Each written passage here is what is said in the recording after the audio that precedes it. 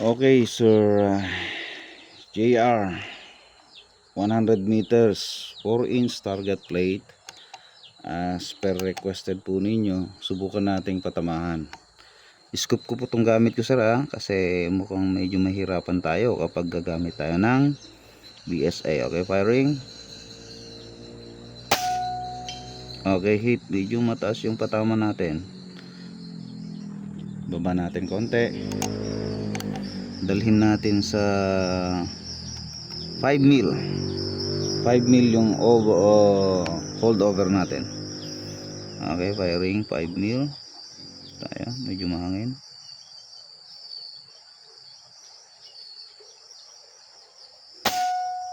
Okay, yun, solid hit.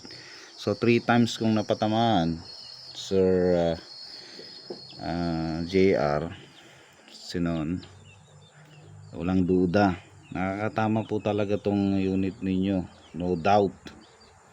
Okay, isa pa, pabaklasin ko sana pero sige, kita natin sana yung mahangin na. Subukan pa rin natin. Okay, firing.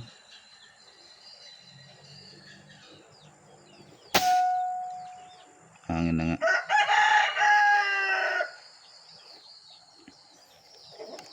May utang tayo, compensate tayo konti.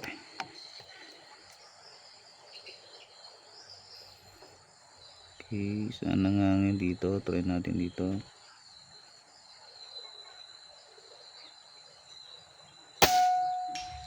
Hit, diba, sir?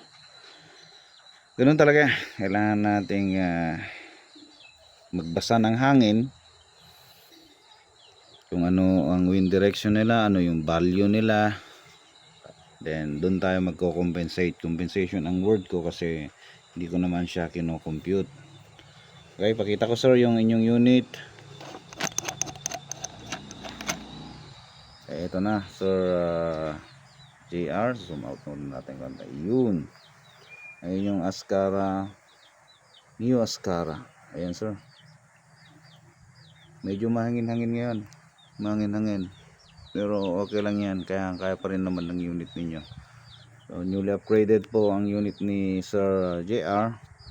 Napalitan na po natin yung barrel, na power upgrade, napaganda ko na po lahat ng kailangan pagandahin sa loob, and okay na, sir. Thank you for trusting and boss.